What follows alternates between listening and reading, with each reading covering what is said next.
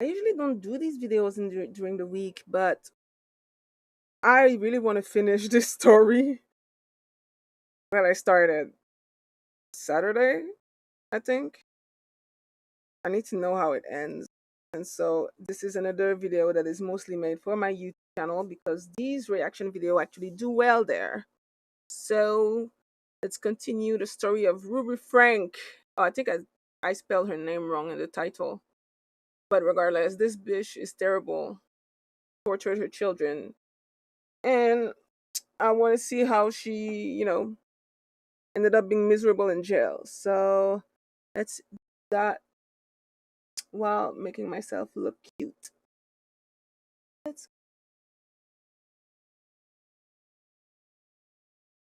Bada bing, bada boo. They say that spirits all have something that they want. And ever since Jodi Hildebrandt moved into the Franke household, just weird She things have been moved happening. in. People are hearing footsteps inside of the walls. That's what it sounds like. It's She hard to moved in. explain, but it sounds as if someone is inside of the wall just walking around through the walls. The Frankies obviously didn't check inside the wall, but it's starting to freak some of them out. Whatever it is, it feels like Jodi brought it into the house with her, whatever these spirits are. And now she's sitting on the bathroom floor while the dad, Kevin Franke, is shoving a camera in her face, documenting this allegedly torturous situation, while Kevin's wife, Ruby, is sitting next to this middle-aged Jodi Hildebrandt holding her so that Jodi doesn't accidentally harm herself. This happens maybe once a day, maybe a few times a day. It's like another being just enters Jodi Hildebrandt's body and starts controlling her movements. And it's so easy to tell because immediately Jodi Hildebrandt's eyes get pinched closed and she starts breathing heavily. She looks like she's in pain. She looks perhaps even constipated. Today she's on the floor with her hands fisted into balls and she's slamming it down onto her chest. Okay. Ruby is gently trying to stop her, but nothing's really working. By this point, they've tried everything. I mean, Kevin was known as the resident exorcist for a minute, trying to cleanse Jodi of whatever evil spirits are following her around. He says, I would place my hands on her head, and then I would command the demons to depart. And then I would state every name of Jesus Christ that I could possibly think of, and those evil spirits were very reactive to those names. It became Right. very clear. The minute he would start saying those names, Jodi would thrash and hiss and wail and growl at people. It was like she was being hurt every time Kevin said one of those names. What is it that the spirits even want? It doesn't make sense. Why Jodi Hildebrandt? Jodi lays there. Her eyebrows are crunched up in pain, and this new voice comes out, and it comes out like a deep, aggressive voice. What did she just say? She's mine. She's mine. She knows. I own her. Okay. She knows. I own her.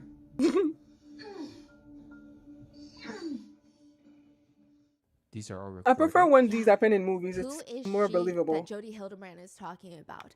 What does she want to do with her? Perhaps she's talking about Ruby Franke. Maybe she wants Ruby Franke to be hers. And Probably. maybe she's going to do everything in her power to make sure that she is hers. This is the case of Ruby Franke and Jodi Hildebrandt, the therapist and the YouTuber that were arrested for child abuse for holding 2 kids captive in the basement and torturing them. Her own children.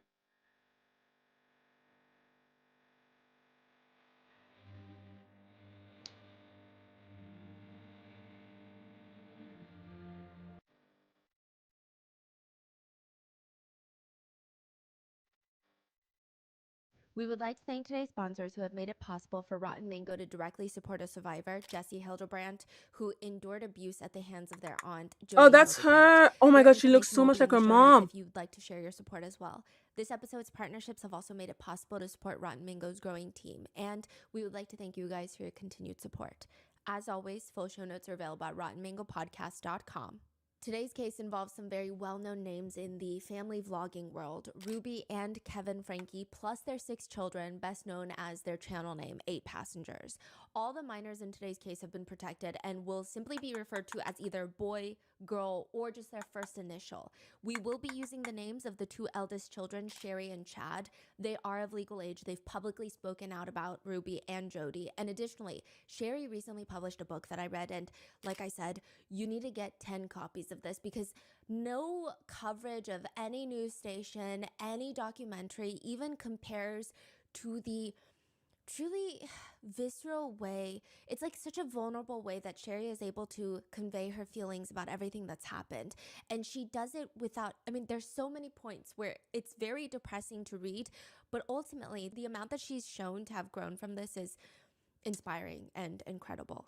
It's one of those books that I think we will all be thinking about 2 days after reading it, 2 weeks, 2 months, and even 2 years down the line. Also, I believe she narrated the book herself, so if you're more into audiobooks, that would be a great way to listen. As for content warnings, there are descriptions of food restriction, Love child me abuse, some CSA, audiobooks. religious abuse, therapy abuse, as well as just overall abuse and torture in general. Now, side note, there is going to be a lot of conversation about the LDS Church in these episodes. Ruby and Jodi were devout members of the LDS Church, or at least they claim, or they thought they were, but they should not be used as representations of what the faith means or how it should be practiced. I don't even know what We're also not LDS here to means. discuss the LDS Church or faith as a whole. I personally don't have much experience, but like with any religion, there's going to be bad people that do bad things, and sometimes, if the establishment protects them, I do think that there should be consequences for all those parties involved as well. Of course. With that being said, this was originally supposed to be a 3-part series, but with the addition of Ruby's personal journals detailing the torture, Kevin's claims that he did not know the kids were being abused, as well as just all the online conspiracies discourse, there's another woman that a lot of people want to be arrested in connection with Jodi and Ruby. This is like the 3 Musketeers, and people Wait, there's a online are third saying, "You one?" only arrested 2 of the 3 Musketeers." So there's a lot of discourse there. Now this is going to be part 2 of the now 4-part series. Please go Jesus. watch part 1 if you haven't already, and that's in depth onto Ruby Franke's YouTube career, the channel 8 Passengers, how they go from making millions of dollars to just being canceled for suspected child neglect, and all of the video proof that Ruby Franke is a pretty horrible mom. In this part, we will be going over Jodi Hildebrand and how she likes to force divorces as a so-called marriage counselor and how she likes to ruin people's lives. In part 3, we go over the torture house that is her $5 million mansion in the middle of nowhere. And in part 4, we will go over all of the online conspiracies as well as the prison calls, how passionate netizens have been that something needs to happen to both Kevin Franke and Pam. There's a woman Who the named fuck Pam. is So with Pam? that being said, let's get started. Do you think that you can pinpoint when exactly you made the worst decision of your life? Because marriage counseling is ruining Adam Paul Steed's entire life, including his marriage. Not even in the, oh, the marriage counselor is biased and she keeps siding with my wife that a lot of husbands like to argue. It is so much worse than that. Marriage counseling will kickstart a chain of events that has Adam kicked out of college, hundreds of thousands of dollars in debt, hated by every single person Wait, what the he fuck? knows, and in jail. He's holding his little daughter in his arms when the officers arrive. This is a protective order. We're going to have to take your child. The little girl starts screaming, "Daddy, no, Daddy, no." And the authorities, they more or less just rip her from Adam's arms. He has no clue what the hell is happening right now. In exchange for his child being taken from him, Adam is now branded the most evil person in the entire campus of BYU in Utah. How old is Adam? He's in his early 20s. He's a college student. Okay, and the kid is? 1. Oh, wow. Yeah, now if you see him on campus, it's like seeing Satan himself just walking casually through the corridors. He's evil. You know, he's got like a 500-page honor code file in his name, which, okay, side note, BYU is a religious institution. So while a lot of institutions, they have honor code offices, they're typically for policing the academic integrity of students, whereas BYU, you could basically start a file for your roommate if you caught them watching thirst traps. Or Bruh. you catch them secretly drinking coffee, because BYU is sponsored by the LDS Church. The honor code includes behavioral standards established by the church, like caffeine intake. There's not a single drop of tea or coffee that you're going going to find on the entire campus. What the fuck? Yeah. So what do you drink? Energy drink? No, you can't even drink energy drinks. They love soda. Yeah, that's why soda shops are a big thing in Utah. Like sugar? Just sugar Yeah, highs? just straight sugar, I think. Mm. Yeah. Okay. Now, Adam's file is now 500 pages long. The notes on his file are dated. There are detailed notes of phone conversations between the Honor Code office and witnesses that are calling in to explain Adam is too predatory to be left in this university. Which is a very bold statement to make. I mean, they're saying that the longer that he's a student here, the more people are in active Danger? Okay, Adam that and his sounds a wife, bit let's much. call her Mary, that's not her real name. She's also a student at the university. The two of them, they have a 1-year-old daughter and another baby on the way. And Mary is actually the one that starts the Honor Code file in her husband's name, Adam. She walks in one day and she reports that Adam, her husband, is delusional. He is controlling. He has violent tendencies. She tells the Honor Code office that she's concerned about her husband taking baths with their young daughter. She says it's because he's a victim of sexual abuse when he was a kid. He does not have a healthy understanding of boundaries. Again, this is what she's saying. And one time, he asked that I take the baby out of the tub. They're taking a bath together. I take the baby out of the tub, and he was trying to hide his erection. That's what Mary is claiming. She said from then on, she had to be in the bathroom at any given time that Adam was alone with any of the kids. And Mary is just scared of him now. And it's not even just Mary that Adam is scaring. Mary claims that she has this marriage counselor, a therapist. And Adam is threatening the therapist too. Like, they're both terrified of Adam. Naturally, the Honor Code office, they want to talk to the therapist.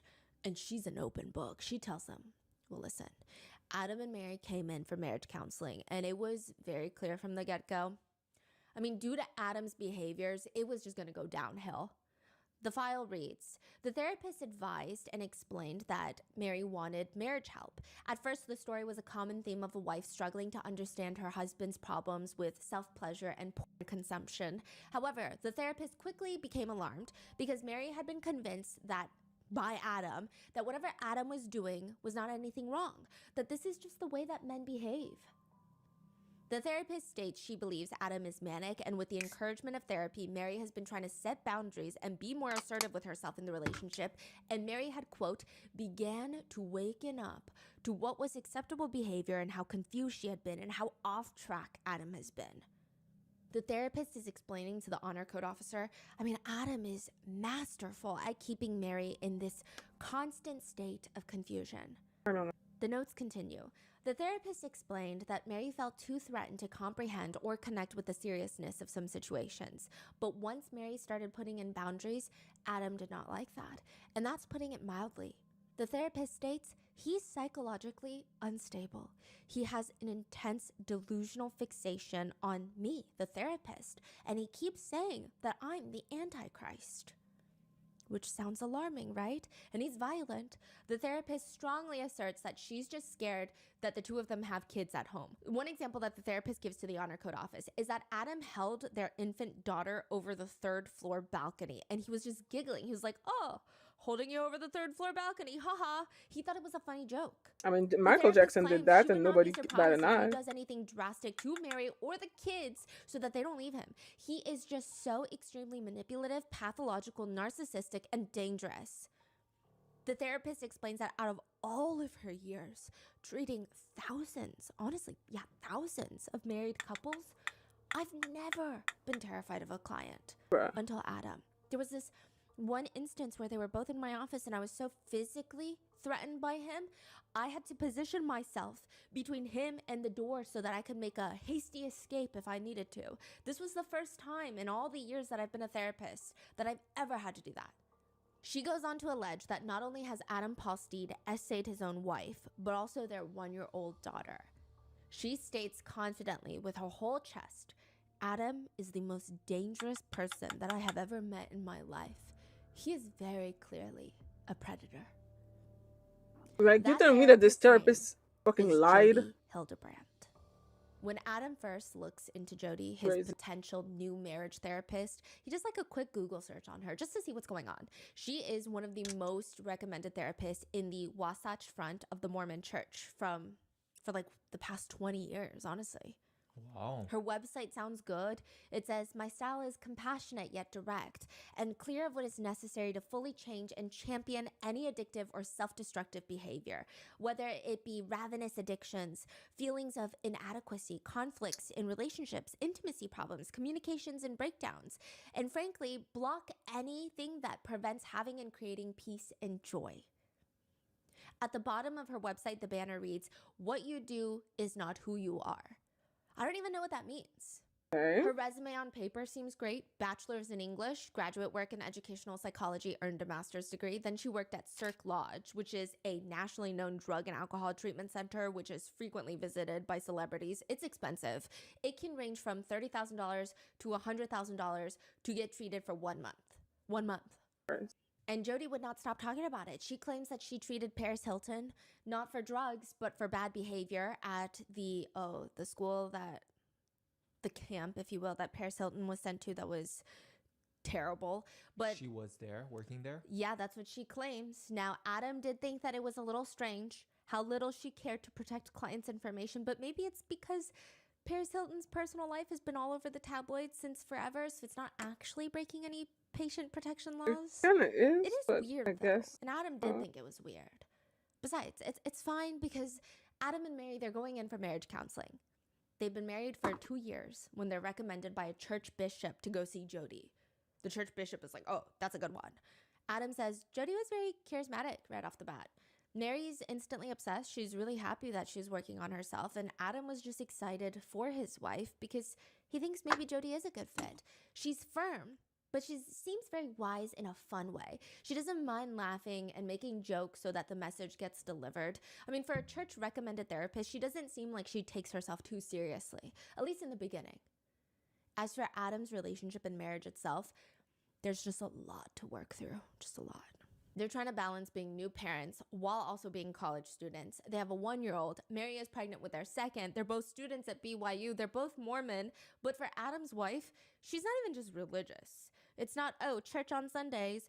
Her dad has a very high standing in the church, so there is pressure for them to be the best LDS church members out there, which naturally is not the healthiest. Adam says that whenever he Googled something, if he even saw for like 20 seconds, maybe he Googled it. Maybe he Googled a naked woman's picture for 2 seconds, and if he looked at it for 2 seconds and he had a quick lustful thought about it, he would call his wife and apologize profusely. Like, you would think that he met another woman at Motel 6. He's saying, "I feel terrible. What I did was terrible. This is terrible." It probably doesn't help that Adam's entire start to their marriage is just rough. All of Mary's family members hate Adam. They were against this marriage to begin with from the get-go. Oh, wow. Adam Why? was one of the biggest whistleblowers of the LDS church. And it's not that he turned against the faith. He's like a devout LDS member, even at that point.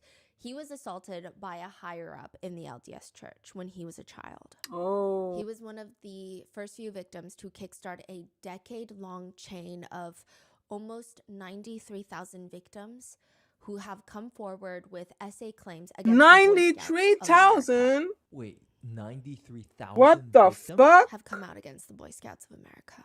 Oh, the Boy Scout Now, of America. it gets very complicated because you're like, There's what does a- the Boy Scouts have to do with the LDS church?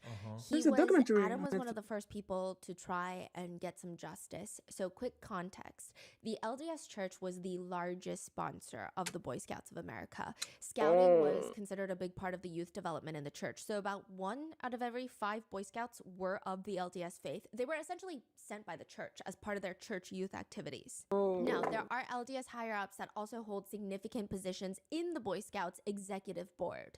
If you are an Eagle Scout in the Boy Scouts, which is like the top 5% ranking, it is a badge of honor at church. So they're 2 separate organizations, but not really. They're very merged together. Adam Paul Steed grew up in the LDS church. In fact, his dad works as a seminary teacher for the church. They're very serious. When he's 14, he goes to a Boy Scouts camp in Idaho where he is essayed by a scout leader, but who also happens to be an LDS church leader named Brad Stowell. After the essay at the camp, he tries to report it to the Boy Scouts leadership. They don't care. Adam straight up calls the police himself. He's like, "Come get this guy." He's very brave. He's 14. Now, Brad Stowell admits and confesses to not just Adam, but 24 boys, and he Bruh. pleads guilty. He receives a dainty little 150-day jail sentence. That's about a What? week per boy that he abused. About a week. That's it. What kind of jail sentence is that? But how did he get away with essaying so many boys? Adam and his father, they go to the church higher ups to report the abuse because he's also a higher up church leader, Brad the abuser. I mean, he's not just a scout leader. He's heavily involved in the LDS church. He has a leadership position. So according to Adam, when he brings this to the church to report it, the church does practically everything to shut Adam up. Which, why? Because apparently, years prior to essaying Adam, Brad confessed to essaying a 6-year-old boy.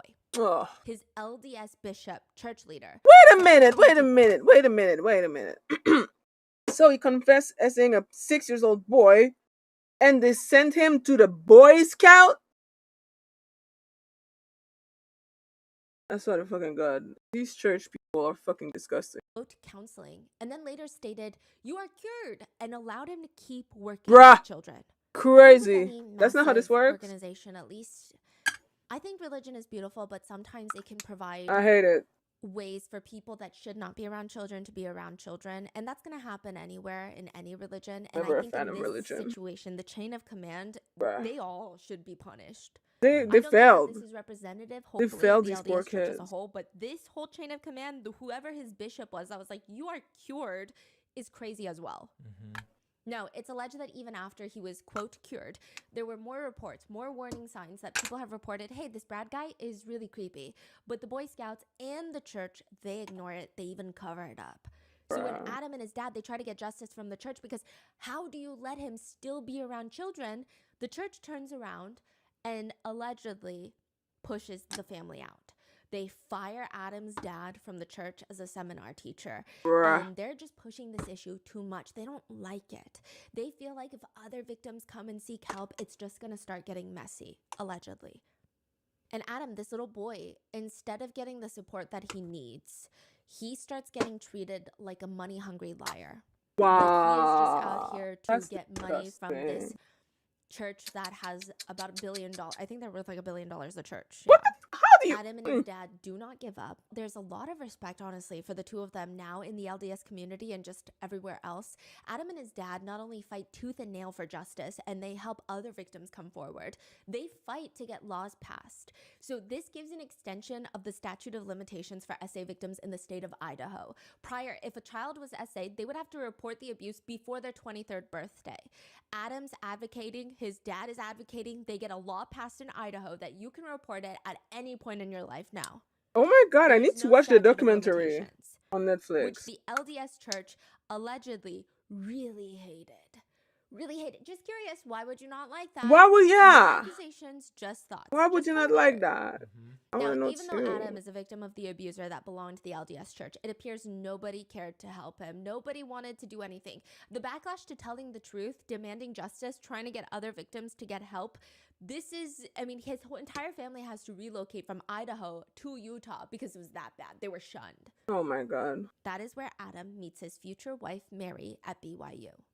They get married, they have 2 kids now, and everyone is telling his wife, even before the marriage, that Adam is a terrible person. I mean, he did all of these weird, shady things to try and make money. The alleged church leader that tried to suppress Adam, President Hillam, he ran the whole Boise, Idaho temple.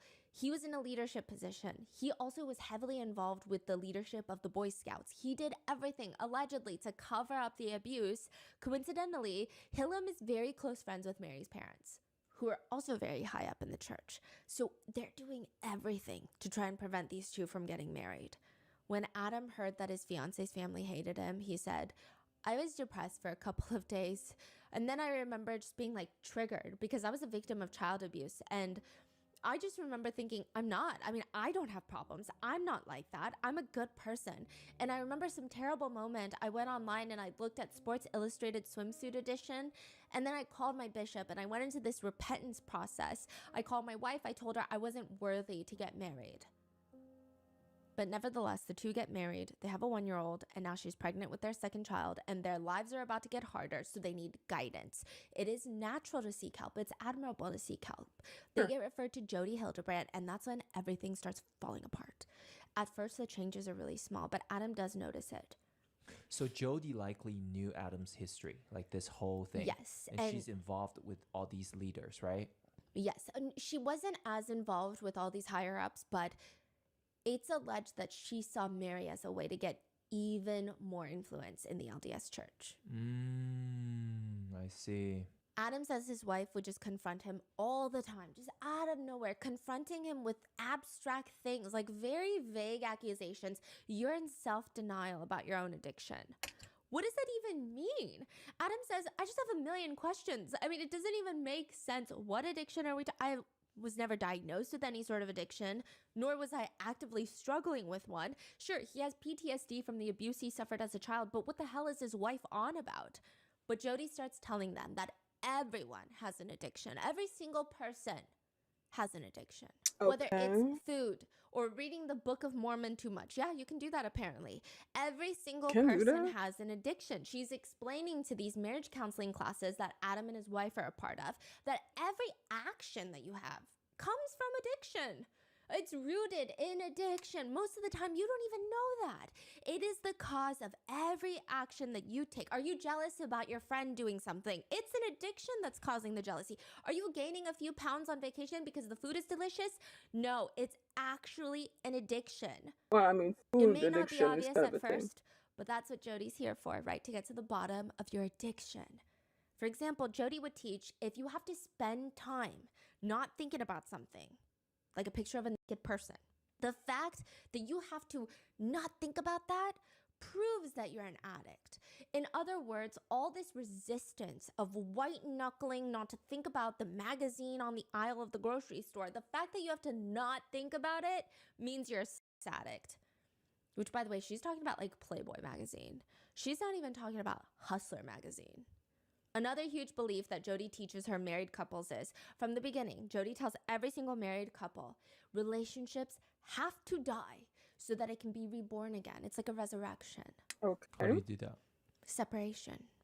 It's the concept of only if your relationship dies, only then can it be reborn. It kind of makes sense. Adam says because of the worship of Christ and his resurrection in the LDS faith, in theory, this whole theory of relationships dying is almost too perfect.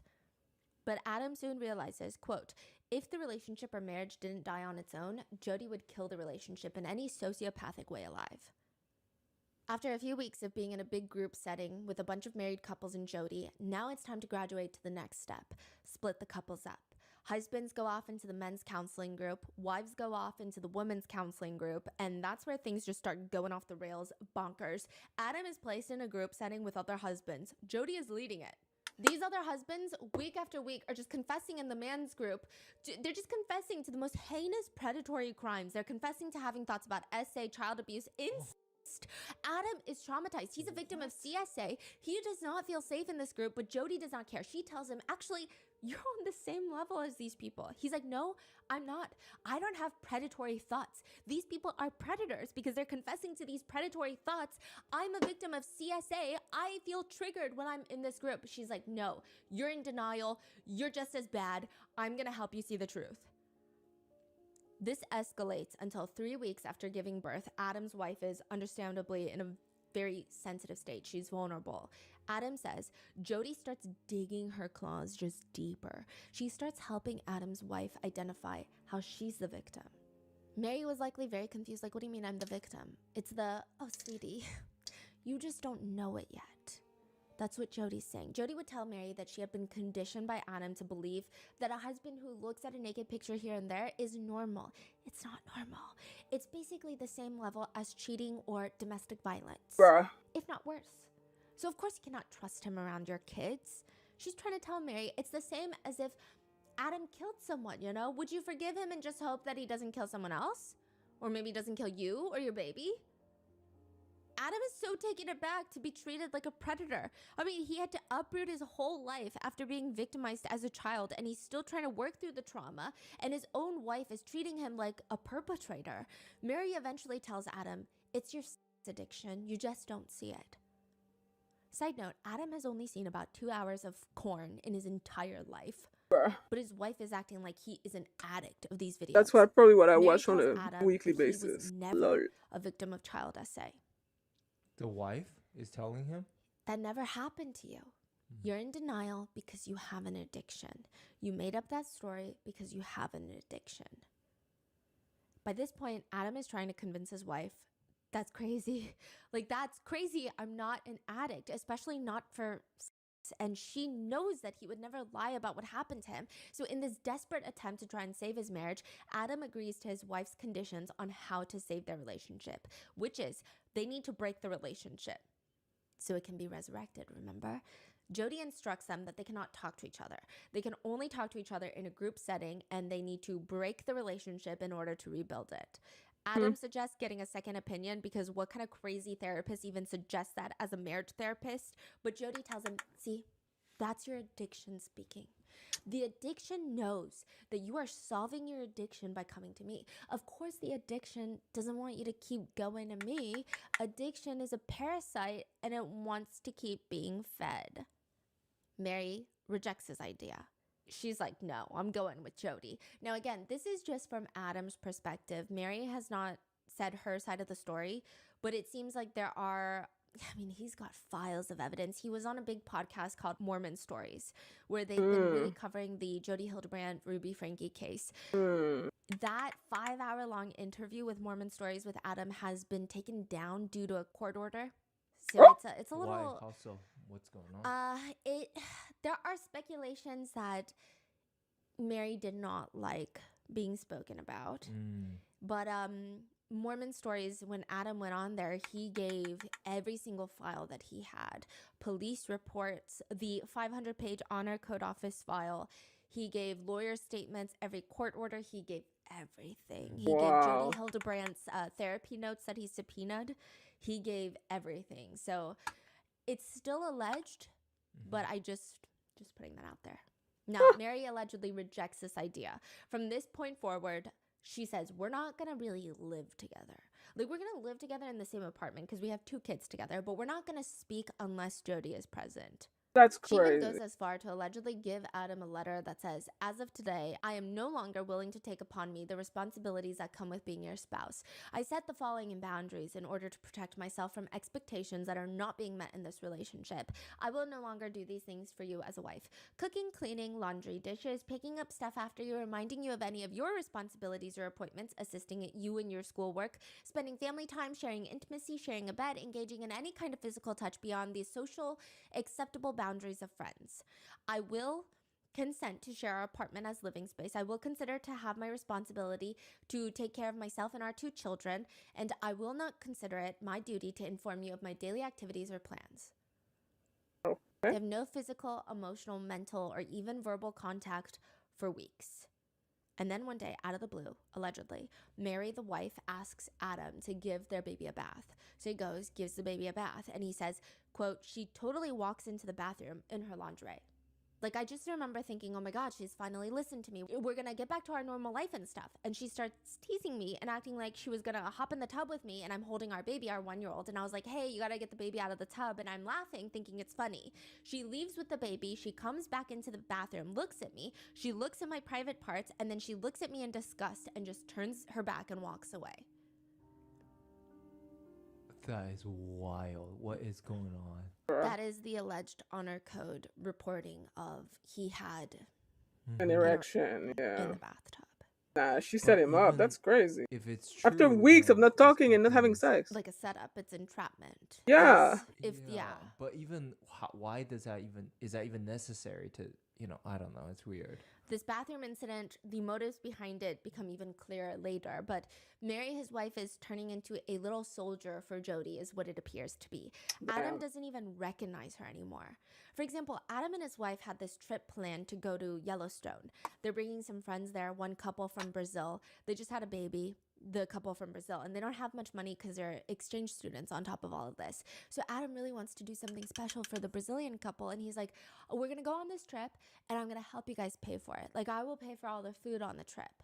It's a big moment for Adam to be able to finally do something like this and to, I don't know, do something special for his friends. But when they get to Yellowstone, Adam promised his wife that they were going to stay within an entire budget for the entire trip.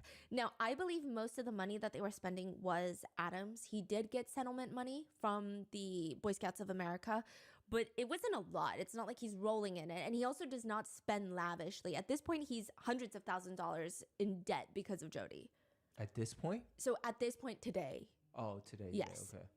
But at this point when they're in Yellowstone, he has a little bit of money and he doesn't spend it lavishly. And this is one of the times that he just wants to spend money on his friends. Like, this is a good reason to spend money. They realize when they get to Yellowstone that all the food prices are astronomical there because it's a tourist zone. Everyone is hiking up the prices of all the food. Adam says it's fine, but Mary starts freaking out, telling him that he is violating the boundaries of their relationship because he wants to feed his friends. He says, I remember driving like 4 hours around Yellowstone trying to find a grocery store that was cheap enough so that we could feed my friends and her baby was crying. And finally I got so upset. I said, I can't listen. I have to do this. And my wife was screaming at me. I went into the grocery store and I bought a bunch of food to feed all of us with, and her newborn baby that was crying. I mean, they were just humiliated. Adam is like, I don't know who this woman is, but it's not my wife, Mary, and I'm going to get my wife back. But 3 phone calls is what ruins everything. The first call to the police happens after a big fight between Adam and Mary. Mary is on the phone with the police, frantically telling them that her husband is physically abusive. Okay, ma'am, what's going on? What happened?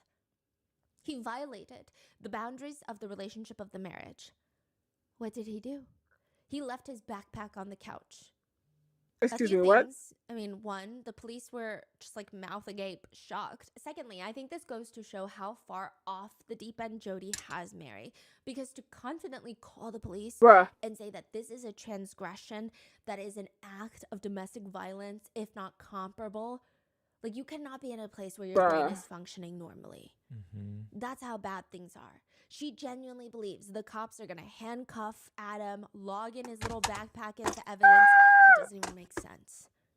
The next day, Mary calls the police again on Adam. This time, she allegedly states that he physically abused her by pushing against her, which is very interesting wording. Against like, her? What do you mean he pushed against you? She states, yeah, well, I was standing here by the door. And they ask, were you blocking him from being able to leave the apartment? Well, yeah. Did he hurt you? No.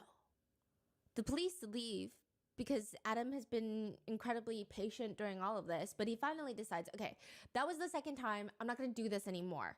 Like, you got to stop calling the police on me. You're publicly humiliating me. I mean, not even if the police do anything, a lot of people are just going to assume that he's violent and abusive and that the police are just being incompetent. So Adam decides he's just going to get his life back, and that means sleeping on his own bed for once.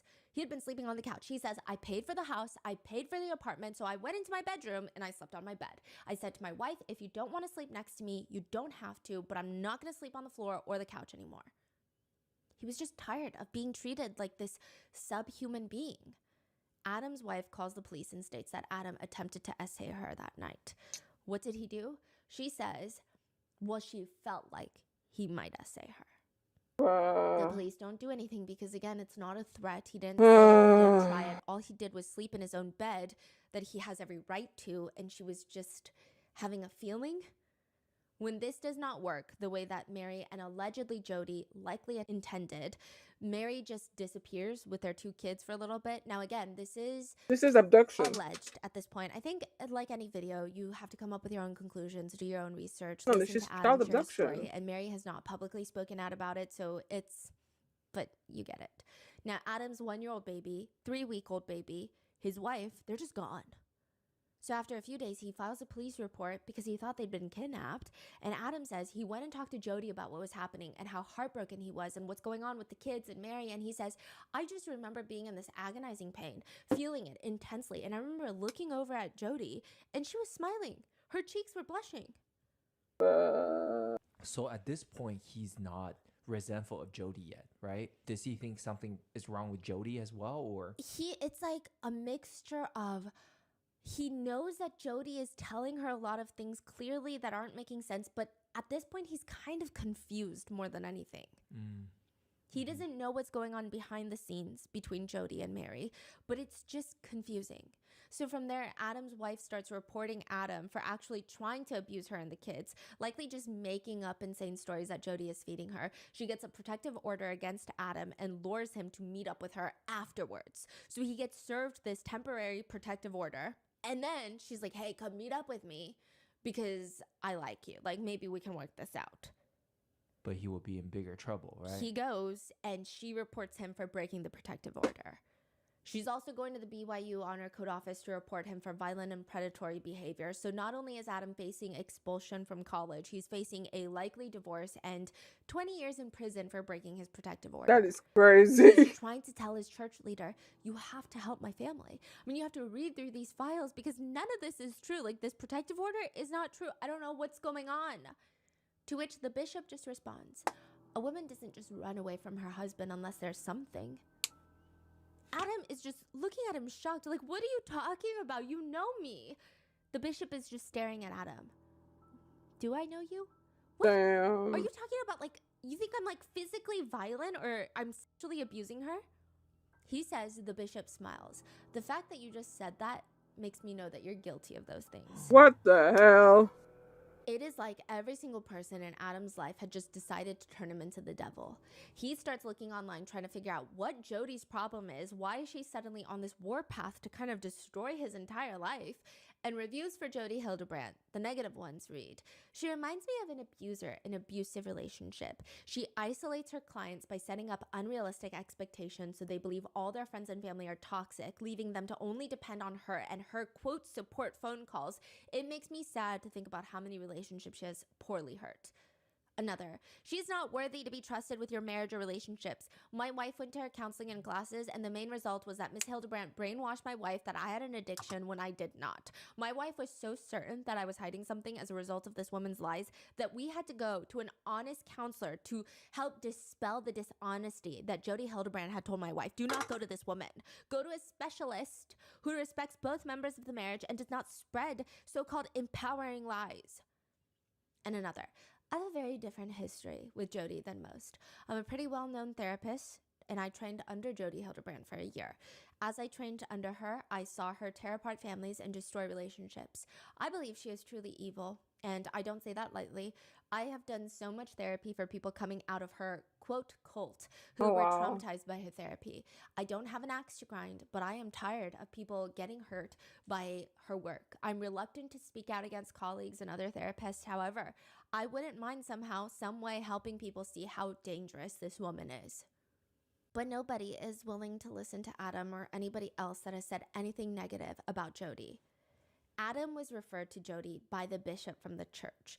Jodi works as a therapist for this massive company called Lifestar, which, side note, the bishop, the church bishop that recommends Adam to Jodi, the bishop's brother owns that chapter of Lifestar, which is already a massive conflict of interest.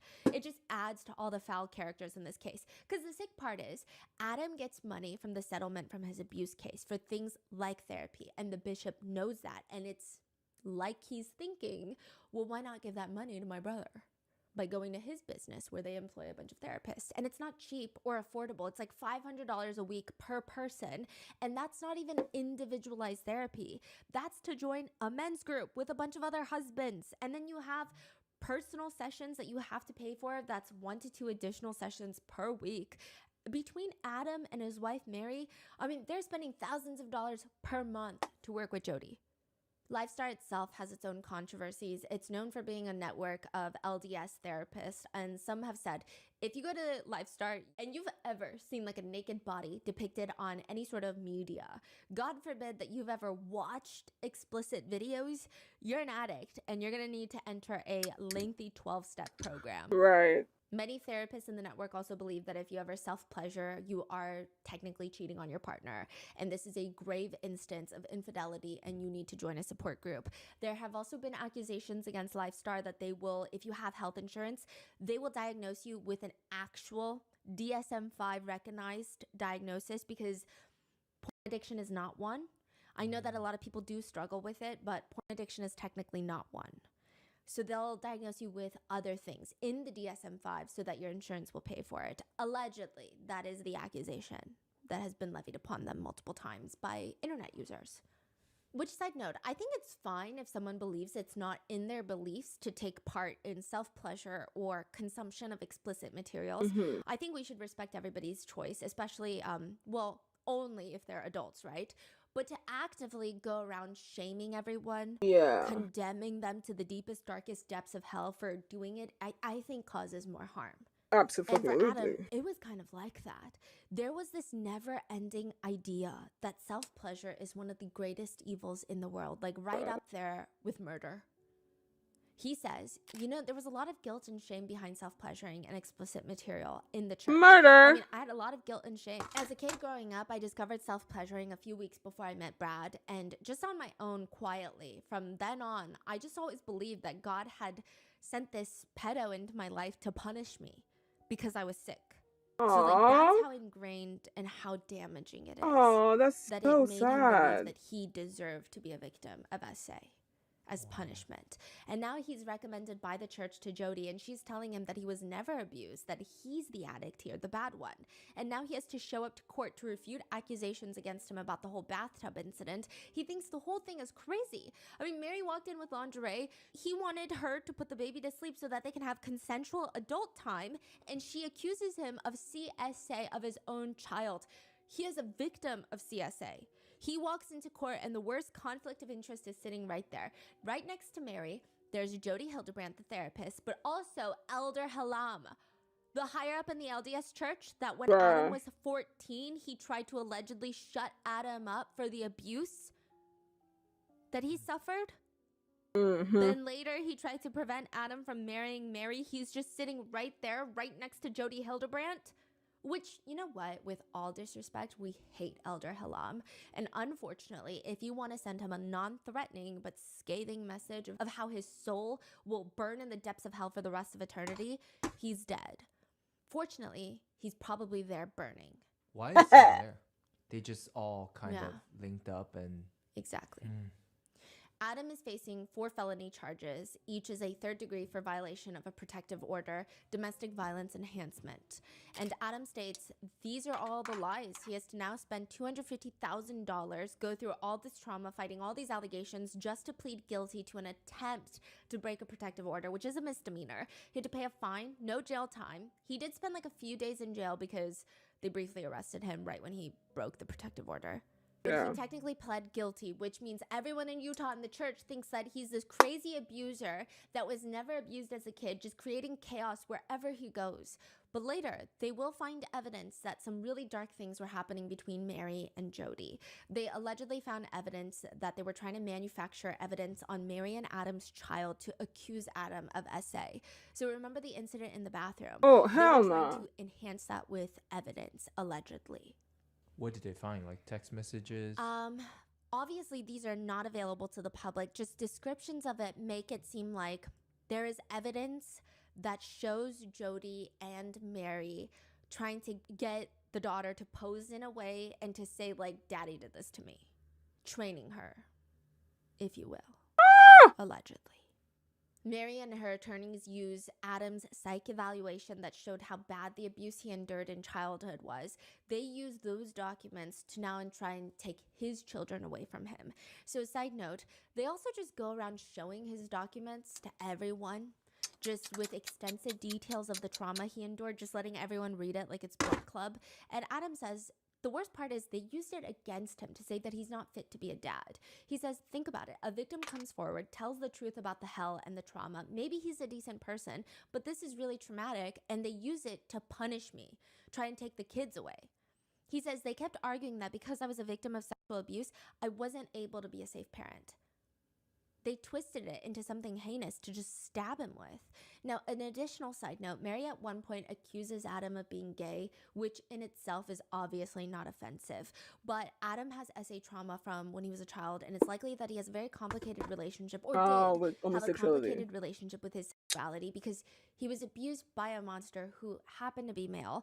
And being from a faith that typically condemns gay relationships, it's likely further complicated things for Adam as a victim. There was just no bar too low, no bar in hell too low for Jodi and Adam's now ex-wife, Mary, to just target Adam. Emails between Jodi and Mary were uncovered in Adam's fight to exonerate himself from the accusations. So the two, Mary and her therapist Jodi, are writing to each other about the contract that Mary is going to give Adam. They're going back and forth of like, oh, you should say we're living together but technically separate. This is crazy. Mm-hmm. Mary emails Jodi, I wrote up this contract yesterday afternoon after our meeting. It's still a work in progress. I'm open for any suggestions. Thanks. Jodi responds, this looks good. The more specific you can be, the better. But this looks good as a starting point. I will share this with him this evening if you would like. They later add stipulations that Adam cannot withhold funds from his wife and that he is not allowed to see any other therapist outside of Jodi. Bruh. What is happening? This A squirrel therapist is might seem like an disgusting. unlikely financial role model, I hope but she consider lost this. They bury her thousands license. of nuts and seeds every single year, and the ones that are forgotten about, they grow into these huge trees that produce more seeds. It's a simple strategy that yields really impressive results. Investing doesn't have to be more complicated than that, which is where Acorns comes in. Acorns is a financial wellness app that makes it easy to start saving and investing for your future. You don't need to be an expert. Acorns will recommend a diversified portfolio that matches you and your money goals. You don't need to be rich. Acorns lets you get started with the spare money you've got right now, even if all you've got is spare change. Sign up now and join the over 13 million all-time customers who have already saved and invested over $22 billion with Acorns. Head to acorns.com/rotten or download the Acorns app to get started. Paid non-client endorsement compensation provides incentive to positively promote Acorns. Tier 4 compensation provided. Investing involves risks. Acorns Advisors LLC, an SEC registered investment advisor. View important disclosures at acorns.com/rotten. All right. Get your money, girl. Now, side note, since we're here, fuck the honor code at BYU. I'm sorry, I'm not sorry. Adam had a few friends targeted by the BYU honor code office just because they were friends with Adam, allegedly. One female friend was called in because Mary reported her for adultery with Adam since their divorce had not finalized yet.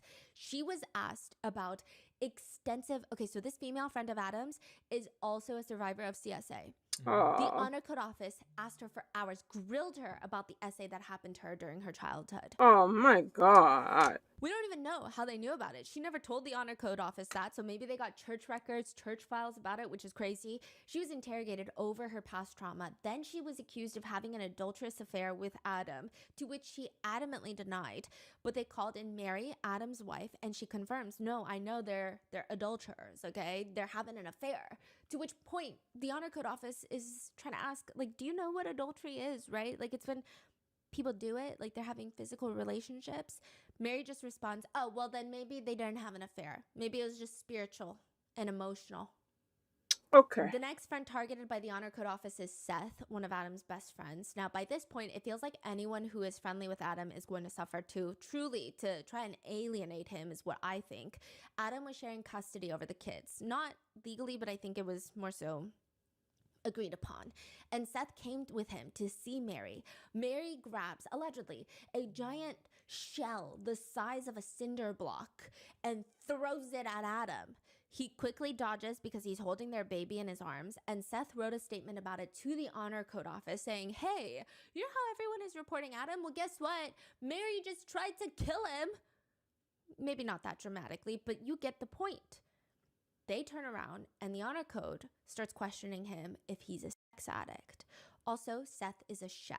He cooks with wine sometimes, as one does. They accused him of hiding an alcohol problem and being addicted to sex.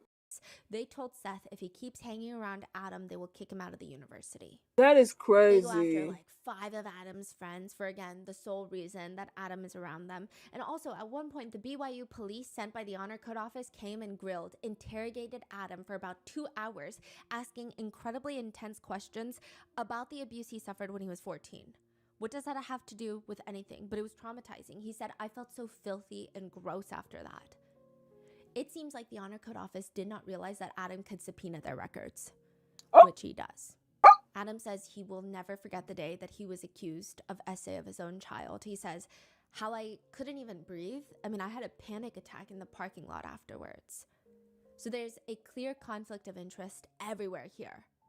He subpoenas the BYU Honor Code files on him, which Jodi clearly breaks patient confidentiality by talking to them about Adam. But not only that, she has nothing to back up any accusations, suspicions, or statements that she has uttered about Adam.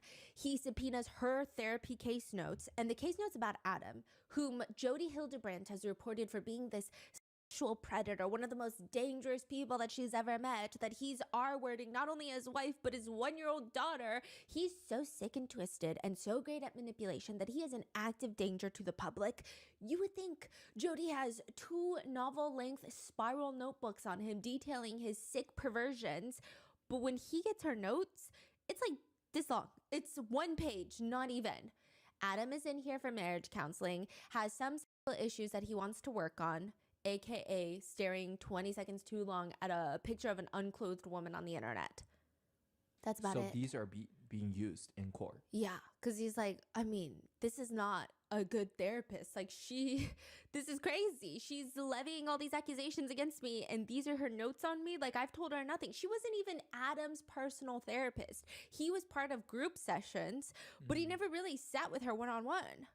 Wow. So he's like, suddenly you're just coming out accusing me of like the world's most heinous crimes out of the gate for no reason at all. There are also logs of emails between Jodi and Mary where they collude on how to take Adam down, allegedly. There are emails of Jodi coaching Mary on how to talk to authorities to make Adam look worse. It's not even just like, say this, but she's all present things as an inquiry, not in anger. When you present things to authorities, she's coaching her on her tone, her delivery. She writes, give the authorities the right thinking because they're not going to come up with those thoughts themselves. It's difficult when you begin to see what is really going on, to be patient with those who don't. Be direct and act inquisitive, not angry or defensive. Hi, Make them WSP. think that they came up with the idea themselves. I'm watching true crime. Mary would email back, those suckers, they totally fell for it. Ultimately, Adam would not get custody of his kids, although he's in their lives now. Netizens theorize it's mainly because Mary and Jodi are no longer in each other's lives, and Mary allegedly wants to focus on dating rather than her kids. So it's just better for Adam to take care of the kids, I guess, allegedly from her perspective. Damn. So he is in the kids' lives, but he doesn't have custody as of right now. He Still was also doesn't have placed in jail custody? for 7 days for breaking that restraining order. He was kicked out of university. He was hundreds of thousands of dollars in debt from legal fees. His reputation has been ruined. He has much more extensive PTSD than before his entire life was derailed by Jodi Hildebrandt. I mean, the magnitude of courage and empathy that Adam has is pretty awe-inspiring. Even when talking about this incident on the Since Taken Down podcast by Mormon Stories, he never really blames his wife. He expresses a lot of pain and betrayal from her, but he actually shows a lot of understanding for her. He believes that Jodi was told his wife manipulated. about all these unhinged, deviant crimes that Adam was allegedly committing, which he wasn't, which Adam has denied all of them to his wife, but she just thought he was lying. Adam says Jodi would just have everybody just chopping off all the arms of support in their life until there was no one left to support you except for Jodi Hildebrandt. Adam says Jodi Hildebrandt is like Ted Bundy. She is completely pathological, and that lady is going straight to hell. I believe you. He's not suing Jodi or going after her? No, he Is she in jail? Hopefully he will, but he thought about going after BYU. They admitted him back into the school, but he didn't have time or money to hire babysitters or time for anything at that point. He was also too traumatized to go back to BYU. He thought about suing BYU. He asked, how would the settlement be paid? He has an attorney. He asked the assistant dean of BYU, I believe, and she said it would be paid using tithes. What is that? Which is offerings from the church. And those are supposed to be used to help people that need it. So he said And no. he said then he didn't want to sue. Oh my So God. Jodi's going straight to hell. And there's a road to hell, actually. It's called Hellhole Pass Road. Yeah, Hellhole Pass Road. That's the road. Oh, there's no she. But once, this portion of the story is about a man who was in a relationship with a woman who got brainwashed by her therapist and her marriage counselor and basically broke their marriage.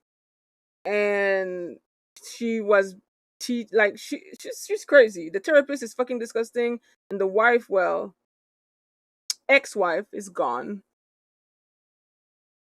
and he is thousands of dollars in debt. Yes, Ruby is in jail, but we're not there yet. We're basically, this is kind of like a huge backstory on her therapist, the therapist that kind of push Ruby to becoming even more crazy. And so far, it's actually quite interesting. And it's even tying up with another case because Adam, the guy that we're talking about right now, he is uh he is the reason why there's an entire documentary on Netflix about the Boy Scout, because he was a victim of Boy Scout and he was a member of the LDS church and he fought for justice. And that's like what started a huge domino effect of 90,000 plus boys reporting sexual abuse in the Boy Scout. Over 90,000.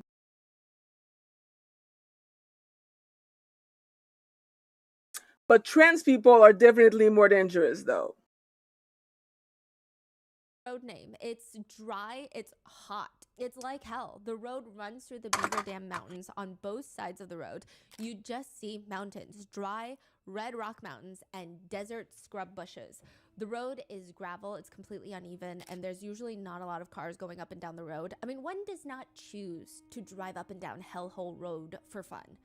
I'm just Except saying. for Jodi Hildebrandt. She likes to bring her niece to Hellhole Pass Road, her 14-year-old niece, and make them run up and down.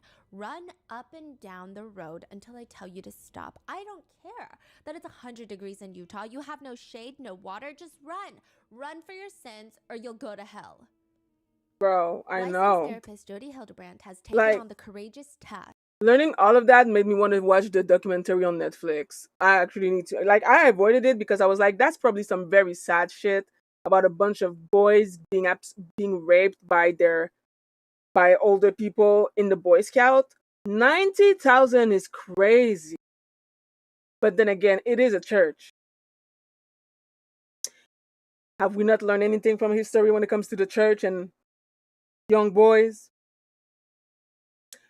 But again, what about the gay agenda? It's clearly because of woke. Of helping her 14-year-old niece, Jessie, who goes by they, them pronouns, by the way. This is before Adam Paul Steed. They were also interviewed by Mormon Stories. How old is Jodi at the time? She was much younger. not Jodi, the niece? They were 14 when they first got taken in by Jodi. What about today? Today they're probably fully adults, yes, right? yes. Okay. Now, Jodi is itching for a big project, and Jessie is her biggest one yet. Jessie is probably one of the biggest sinners that Jodi has ever laid eyes on. What is the grave sin that they committed? Being too Mormon. Jessie, now adult, tells Mormon Stories podcast during an interview. I've always been a very curious person and always, I think, very challenging in that way. So both of their parents are super religious in the LDS faith and obviously very well connected. Jodi is Jessie Hildebrandt's aunt. Jessie's father is Jodi's brother, who also happens to be an attorney. So Jessie's father is Jodi Hildebrandt's brother, and Jessie's father is an attorney. They say that they had a very typical, strict, conservative, LDS faith-filled upbringing. They say, this is talking about Jessie's mom. My mom is very docile, sweet, obedient, very efficient housewife. I mean, everything was always very clean and very organized and very efficient. I think I was kind of a wrecking ball to them, always asking why about everything. No answer was good enough, and it wasn't coming from a place of disrespect. It was genuinely, I didn't understand, and I was very curious about things. In Jessie's mind, this is true. The LDS faith is true. The Book of Mormon is true. Their entire family are devout LDS church members. Their logic is true. And they're thinking... the Book of Mormon? The LDS church is about Mormons? What does LDS even mean? I forgot. Let me just look at that real quick. What does LDS mean? Because I didn't know it was Mormon. Aren't Mormons supposed to be super racist? LDS Church. The Church of Jesus Christ of Latter-day Saints.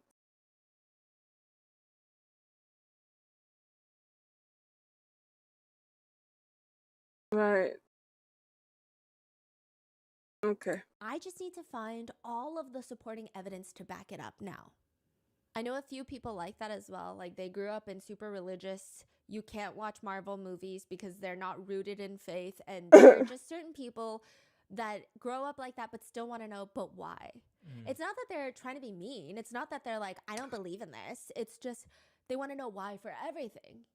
I feel like you're kind of like that. You always ask why for a lot of things. Yeah. I And mean, it's not that they're it's normal challenging to have anything. Their brain questions. just functions in a way where they want to know the reasoning behind every single thing that's done. Every tradition, there must be a reason for it. Yes. So Jesse says, asking questions, especially maybe higher esoteric unanswerable questions or questions that point out skeletons. Why weren't Black people allowed to have priesthood? Why weren't they allowed to be at the church for the longest time? What about sexism? What about race? Those types of questions you don't ask. You Oh. talk about it.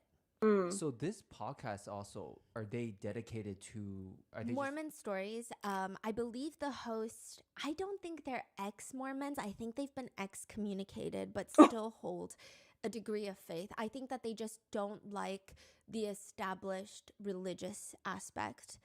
So they interview a lot of ex-Mormons or current Mormons and talk about their experience with maybe things that have been happening in the church that you're not technically supposed to talk about. That sounds see. interesting. Yeah, Maybe they're a I'm great gonna listen resource, to I it. think. Now, it's not like Jesse is challenging their parents for the sake of trying to prove them wrong or rebelling against the religion in a snarky teenager kind of way. Jesse says, by the time I was 16, I had read the Book of Mormon 6 times. I believed it. So in my head, this is KKK. true. My logic was just back. Well,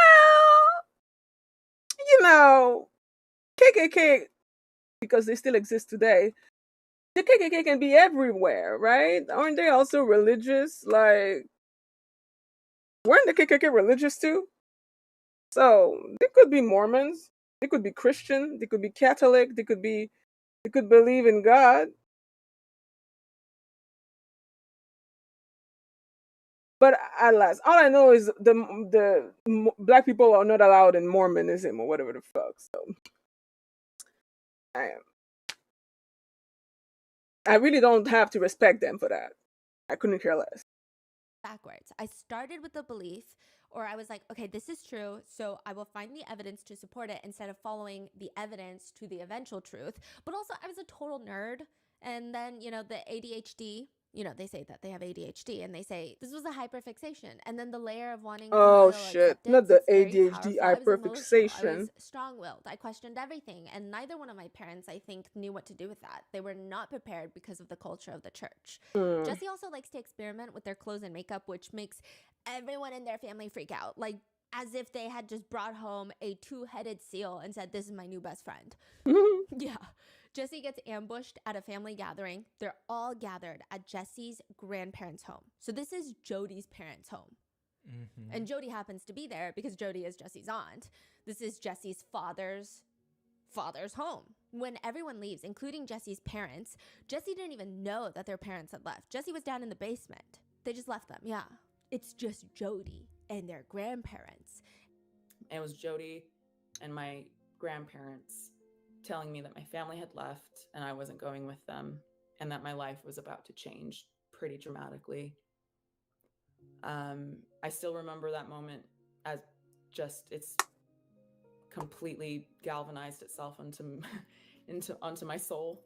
It was in movies when they do they zoom in and pull out at the same time, it was like that really wild kind of effect. That's how it felt. And terrible. Yeah, everything changed in that moment. And they sit them down and explain that their life is going to change forever. Jesse will not be going home. Jesse will be going with Jodi, and Jodi is going to fix them. Oh. I mean, that's a very good question. I I think that they probably don't think that black people also were created by God. They probably think that black people were created by Satan or some shit, bro. I don't know. I don't. I may have been raised by white people. That doesn't mean that I understand the inner working of racist motherfuckers. I don't understand what happened in those sweet home Alabama mindset. I never did. I most likely never will. I just wish they would disappear though. But outside of that, I don't know what the fuck is wrong with them. What they believe. I mean I know what they believe. They believe that I shouldn't be breeding or whatever the fuck. Like, cause I'm a black woman on the internet. I stream video games and I react to stuff. I have my fair share of KKKs coming in my mention and harassing me. So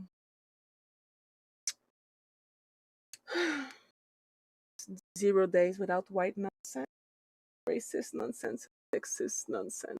It is what it is.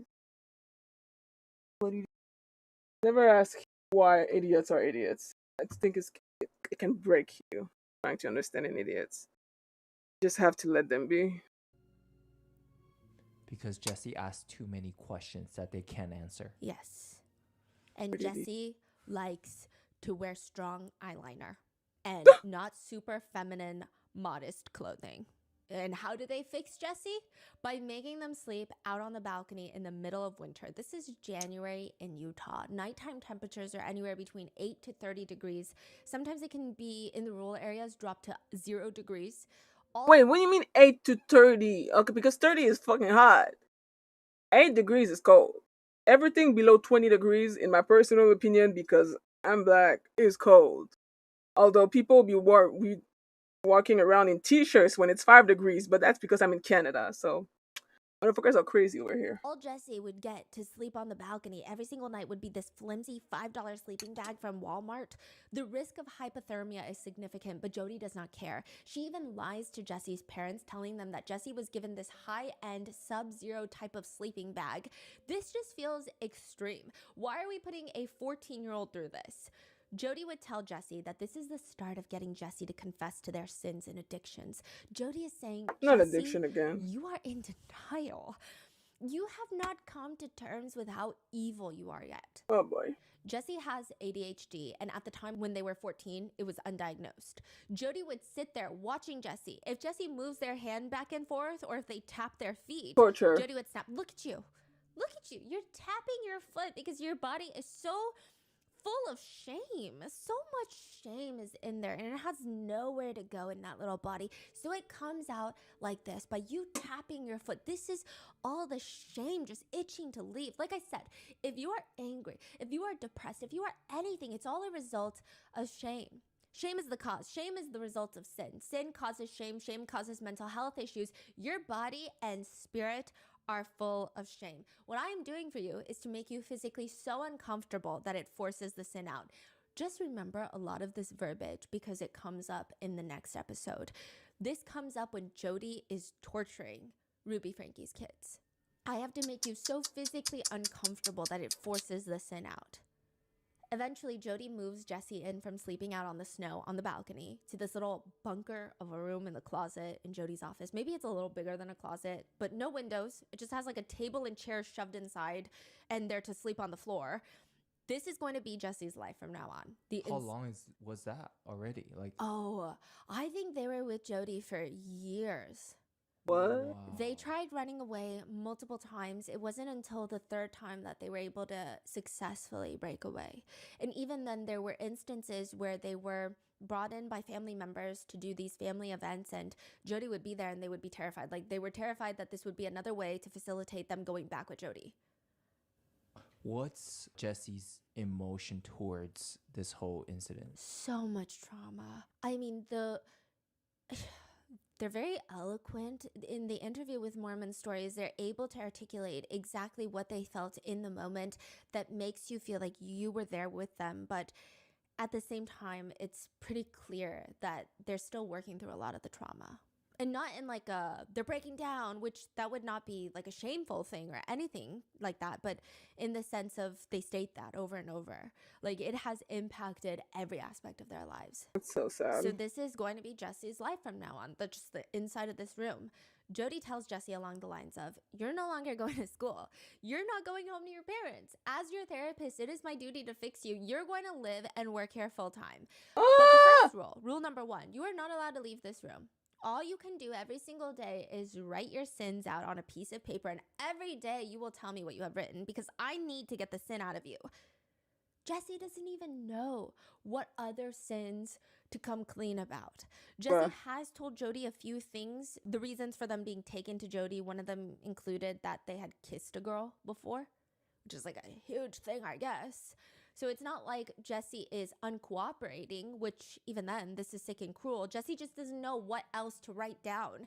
So Jesse's sitting there trying to think, and they're trying to think back to every single living action that they have ever done in their entire lives. I mean, maybe once while drinking from a public water fountain, they accidentally pressed 2 seconds too long. Like, they're thinking that hard. Like, is there anything that I've done that I'm preventing the evil from coming out of my body? Jesse's sitting there writing down, one time I lied to my best friend Scotty. Like, just the stupidest things.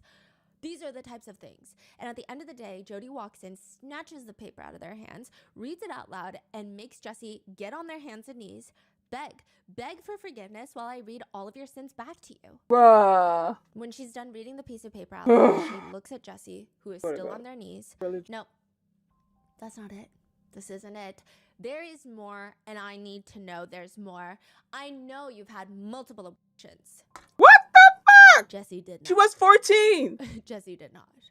Jesse would even say later in the interview, I mean, Jodi would rationalize and validate these types of behaviors through dreams and visions. Like, she would have dreams that God came to her and told her that I had abortions. And so no matter what I said, I was a liar. She was convinced that every word that came out of my mouth was a lie. That gave her rationale to put duct tape on my mouth. That's why I was always duct taped. Everywhere Jessie went, she had duct tape on her mouth because every word I said was a lie. That's crazy. Which is like the most unhinged accusation. So first of all, Jesse has never had intimate relations that could result in pregnancy at that age. They didn't even really know or understand how it works. Also, Jesse likes girls. And that's what Jesse told Jodi. So Jesse's like, what are you talking about? I mean, they've known for a while now. There's just no way that they got pregnant, let alone terminated multiple pregnancies. Also, Jodi accuses Jesse of terminating, I think it was 14 pregnancies. It was a lot. At her big age. Even though Jodi knows that Jesse is gay. Jesse says, I was struggling with my relationship with my father. I was struggling with self-hatred. I knew I was gay. I knew I was queer. That was a huge part of my internalized shame. Eventually, Jesse learns that the only way to even get Jodi to calm down is to just make up things. And this is going to become really important in part 4, the final part of this episode, because Ruby starts accusing her own children of doing some heinous things. Jodi forces you to just make up sins. Like, the craziest sin that you can think of, you have to say it out loud or else she's probably going to torture you. That's It's crazy. no matter what they did, Jodi just wanted Jesse to be the devil. There was no way around it. You could not prove that Jesse was not the devil to Jodi. They say Jodi was convinced that I was a drug addict, that I was a sex addict. She was convinced that I had multiple terminations. She was convinced of so many beliefs. Never allowed privacy. I was never allowed privacy when using the bathroom. I had 7 minutes to shower, 2 minutes to use the toilet with the door open. I wasn't allowed tampons because she was convinced that I was an addict and I was self-pleasuring with them. Oh my God. Never allowed to have the bathroom door closed because she was convinced that I was constantly self-pleasuring in there. She was convinced that I was addicted to explicit material. I mean, I'd never seen porn at that point in my life. I didn't even know that people with my anatomy could self-pleasure. This is Jodi's manual on complete destruction of a human being. How to take a human and break them in every aspect: physical, mental, emotional. The physical is likely the easier part for Jesse. And that's saying a lot because it's just torture, plain and simple. Jodi would make Jesse run up and down Hellhole Pass Road for hours. The concept being, quote, for the reason of making me so physically uncomfortable that I would confess to sins. I mean, if you also made me run up and down a road for hours in the sweltering heat, I would confess to anything. I'd be like, okay, I just need a cup of water. You're right. I have reincarnated as the spawn of Satan. I would say whatever you wanted me to say. There was one time Jesse said that they finally stood up and said, no, I'm not doing that. Jesse says, that was the day that I walked away. And I was like, no. And I turned around and she punched me in the back and knocked me down. And Jodi, she's not tall, but she's sturdy. She's a powerhouse of a woman, very strong. Then she ended up going inside. I stayed outside. I went to a neighbor's house. The neighbor didn't know what to do. Jodi found me, came, and again, the neighbor was like, I don't want to tell her, but I have to because you're a minor and she has power of attorney. She's your guardian, and I can't lie to her. That's how Jesse gets sent back. Mentally, it's confusing though. Jesse says they ran away 3 times only to end right back up at Jodi's house, and the punishment for running away would be to be blindfolded, tied up by their arms and legs, roughly thrown into the back of a car. Jesse had no clue where they were being taken. They're driving for like an hour before finally they hear the car shut off. They're in the mountains. Jesse will be forced to run up and down the mountains as repentance for running away. The worst part is it gets to the point where the torture and the life is so bad that once they're done running up and down the mountain, Jodi would start showering Jesse with praise. I knew you could do it. I knew you could repent, and my niece is still in there. Jesse says after attempting to run away 3 times, hating life, wanting to be in jail rather than with Jodi, but once they hear that little bit of praise, mentally your brain is so starved, so desperate, it gives you a high. Like you want to work harder for praise from Jodi. They say in the other part, that type of abuse that I don't think is talked about as much is that 90% of the time, you're evil and horrible and wrong and the abuse is almost unbearable. But then there are moments where you're rewarded and you're now the best thing in the world. And so after these 6 hours of running up and down the mountain, the reward 6 that Jodi gave her of acceptance of you did it, you did the thing. It creates this cycle, which I think is already the foundation. The dude in Solo Leveling didn't even have to do that for 6 hours when he decided not to do his first training. And she had to, and she's not even a main anime character. 6 hours up and down a mountain is absolutely just, it's torture. It's pure torture. That poor girl. Bro. Foundation and the prerequisites of this is instilled in the Mormon church of having to earn love. But that has affected my life forever, for the rest of my life.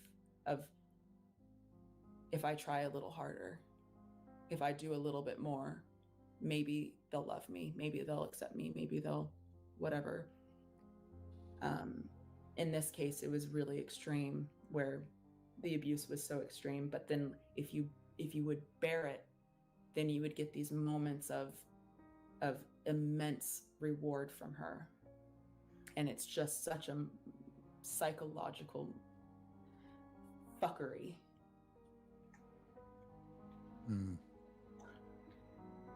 And poor girl. I was scared of myself. People were scared of me. My family, So it's like this very sick cycle of abuse. But emotionally, Jesse says they thought about jumping from the balcony to break their legs because they felt like that would be less painful than the torture. Even going to jail, if they're so bad, just call the police. They would ask Jodi, just like, let them arrest me, please. If I'm that bad, let them arrest me. Jesse says, I would rather be in jail. And the isolation was the worst part. Jodi would tell everyone that Jesse is a nightmare, a terrifying nightmare. Jodi told family members the reason that she has Jesse sleep out on the balcony is because, quote, I'm scared. I'm scared Jesse is going to murder me in my sleep. You don't know. God. She's going around saying, you don't know what I'm dealing with. I have to do this for my own protection. The worst part is Jesse believed it. They believed maybe she's right. Maybe I just don't see it. Because I'm young and I'm not connected to God, I guess. But like, why am I so evil? Why is everyone so scared of me? What about Jesse's parents? Believed it. That they're evil. Does Jesse have resentment towards the parents? Or? Yes. I believe right now Jesse is no longer in communication with their parents. I think even some of their siblings had reactions of like, get over yourself when Jesse spoke about the trauma that happened when they were with Jodi. Jesse says, again, I believed all of this. I trusted these people. I trusted the church.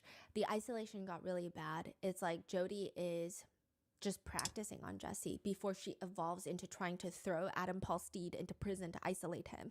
Jesse constantly had duct tape on their mouth, and they were told, because you're a liar, every single word you say is a lie. You need to be physically reminded that everything you say is a lie. Sometimes Jodi would make them go to family functions with duct tape on their mouth. So people are seeing this. Jesse says, everyone around me, my cousins, my parents, everyone was terrified of me. I wasn't allowed to speak to anyone. I wasn't allowed to speak to my parents. Which, it's not even the fact that they had duct tape on their mouths and can't physically talk. It's the fact that nobody thought this was crazy.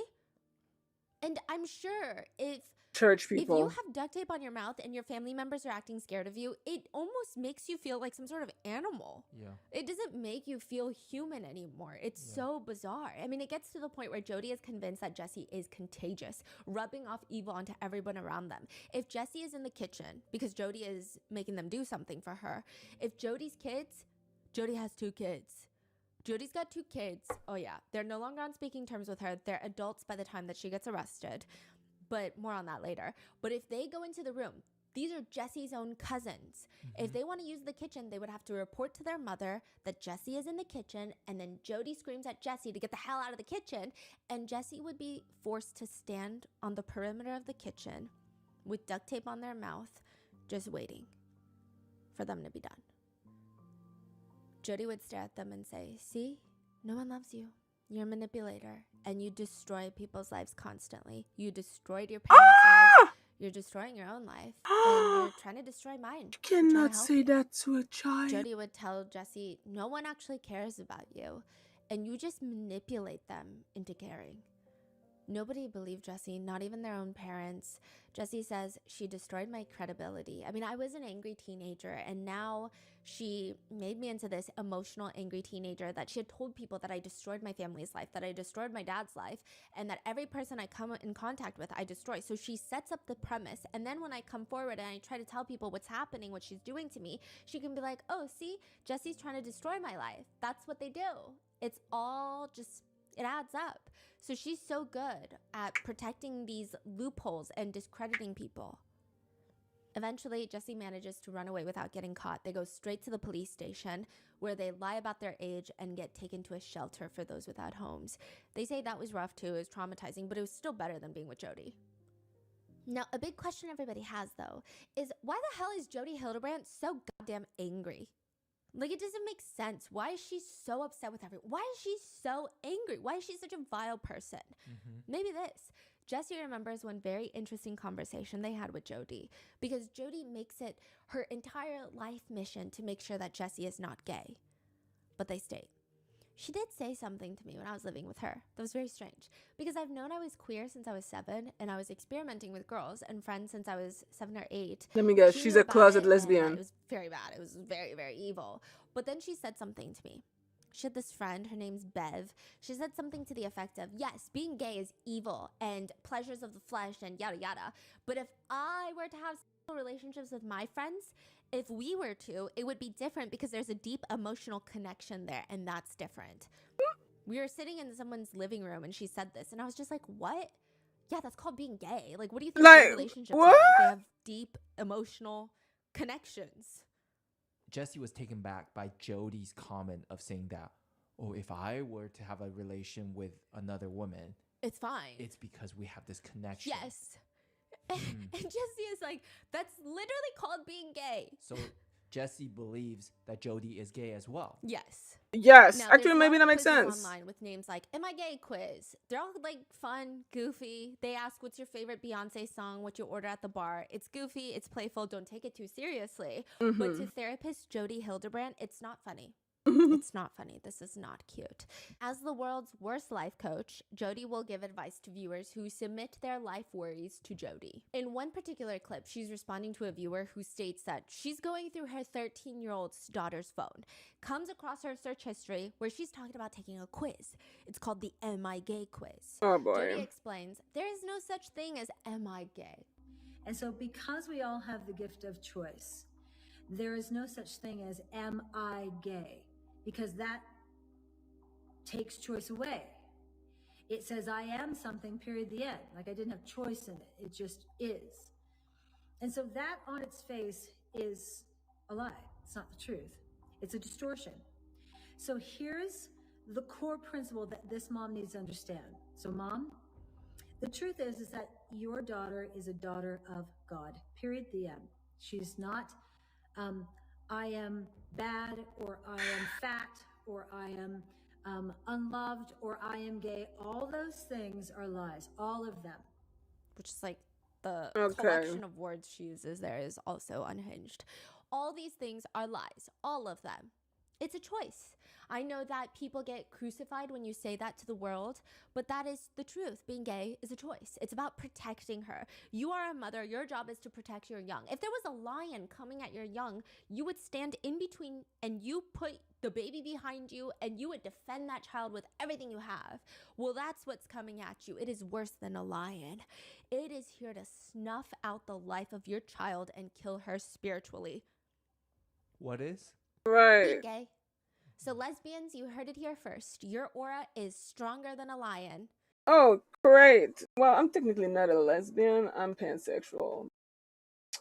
Might as well be a lesbian at this point. Regardless, my aura is stronger than a lion. Lol. I'll take it, I guess. Give me a confidence boost. All right, I need to pee and I need to grab a snack, so I'm gonna take a very, very quick break. I mean, I don't have. I have like 30 minutes left. I might actually finish it. I thought I would do like a two-parter, but I'm gonna finish it. And I'm gonna go grab a snack and go to the toilet. So be back in. Wait a minute. This one, and I'm just gonna take like a quick 5 minutes.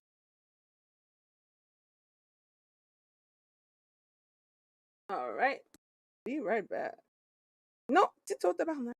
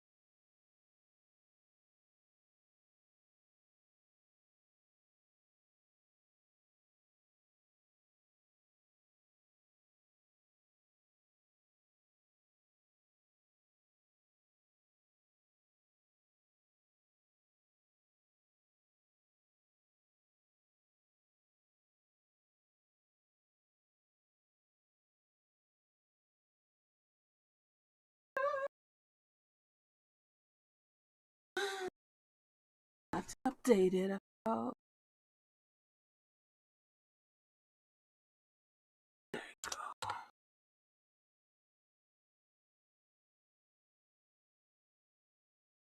Ouch. Ow.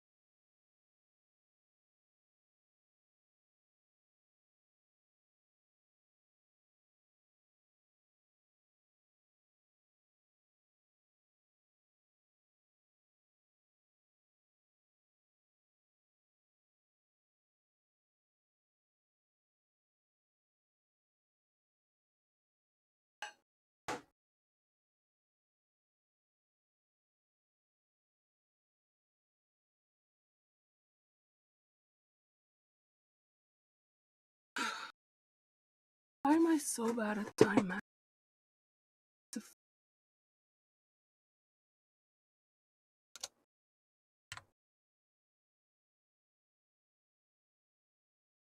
Oh,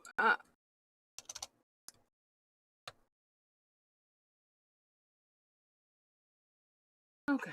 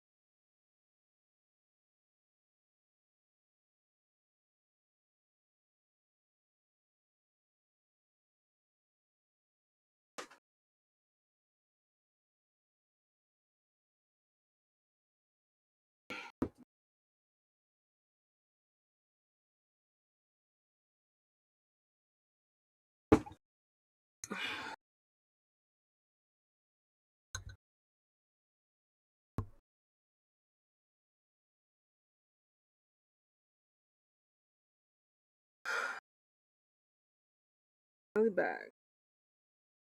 Still terrible. Yeah, Jodi continues. I heard a song the other day called We'll Convert Your Children, We'll Convert Your Children, and it was a song about homosexuality and how they're coming for your children. It was the most evil thing I've heard. Which, side note, the entire song is tongue in cheek. They're singing about converting your children, that phrase, because it has always been and still to this day is used against the LGBTQ community. The only people that I've seen Hi, take that song Saints. seriously are both homophobic and dense up here. That's it. In another video, Jodi sarcastically says, LGBTQ. And I think there's an I now. Plus. Okay, it's another of these movements that are going on in our world that is divisive. I mean, I work with 3 people every day, and not every day, but probably once a week, somebody says a word like Cisgender was the last word I learned. I'm like, what in the heck is that? it's just a made up word that someone placed meaning on. Mind Because you, of this what word has happened existed with for a Adam while Paul now. Steed, Jodi actually does get her therapy license suspended briefly. That's the only negative thing that comes out to what she's done to Adam, ruin his life completely, shatter and disassemble his entire family and re-traumatize him. She just gets her therapy license suspended. Suspended? On probation for like 18 months. So she starts this new life as a life coaching business.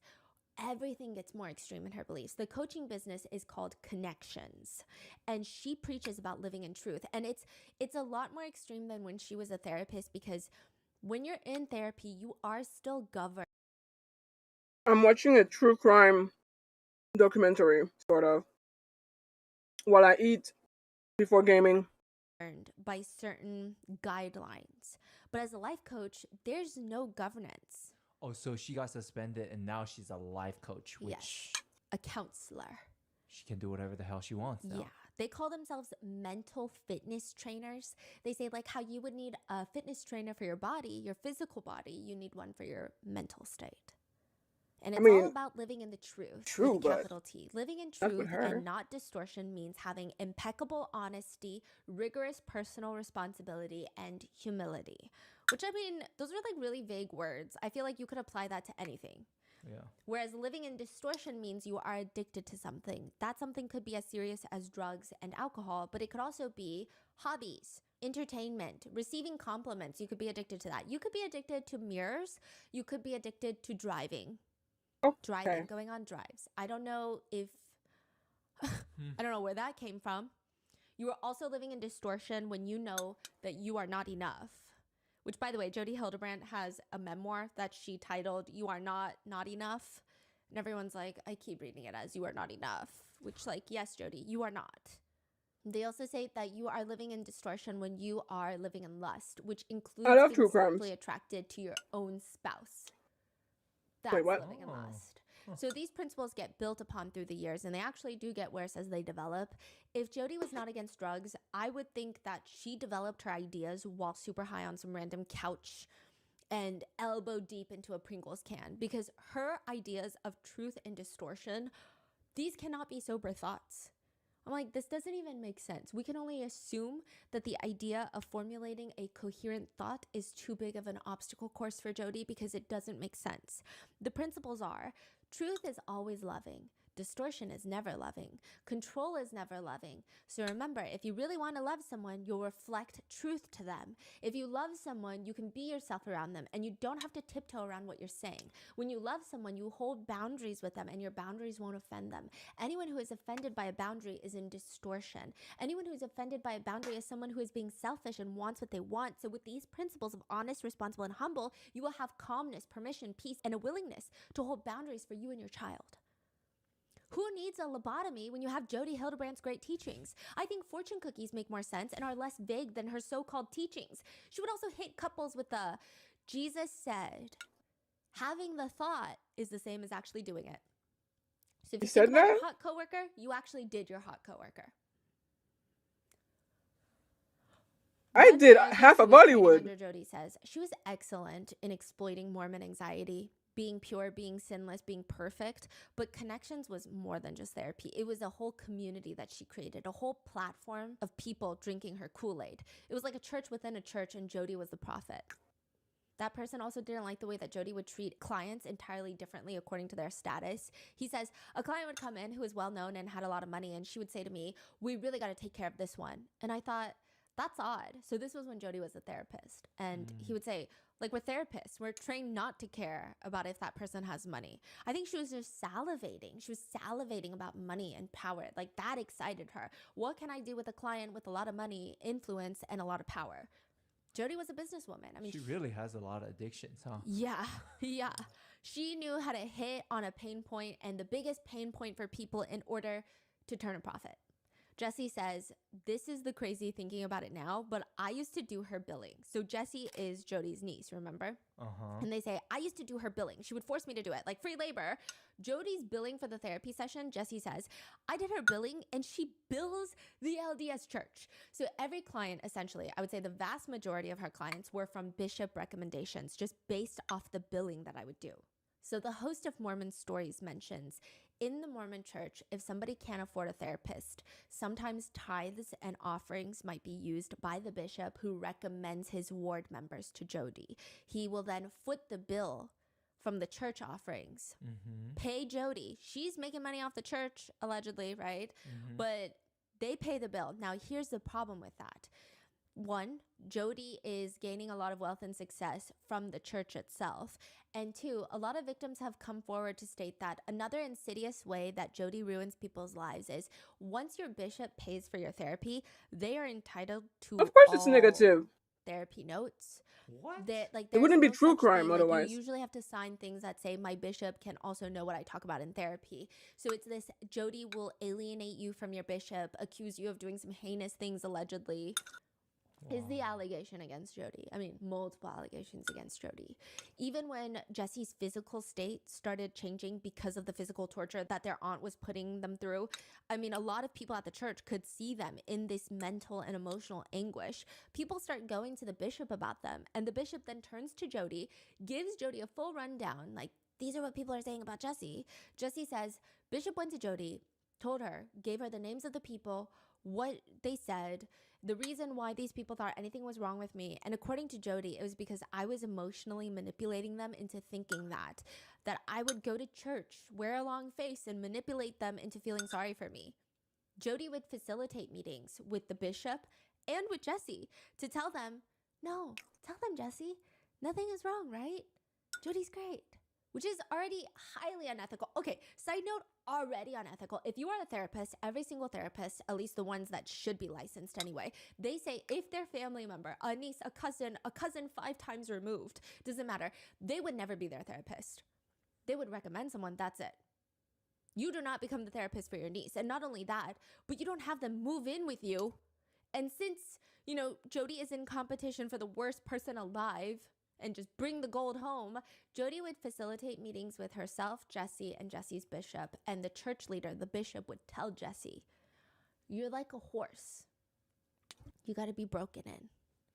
Jessie says, we drove to all the people's homes, all the church members that were concerned for me, and Jodi sat me in the car. She told me exactly what I was going to tell these people, and I would go in and apologize to them for manipulating them into thinking that Jodi was doing something wrong to me when she was actually saving my life. Jessie says, also, Jodi hates men. She hates men. She thinks all men are pretty much, vast majority of men are evil, including church leaders. She thought church leaders were idiots. And she had the answer and that she understood it. She thought she was fighting tooth and nail on the front lines of Satan. But somehow, there are still people that believe Jodi is the all-knowing oracle to the truth.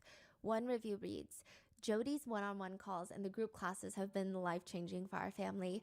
Years of false beliefs were surfaced in weeks, what years of therapy failed to do. I will say, anyone who believes Jodi's tactics are questionable are simply not ready to take responsibility for their choices.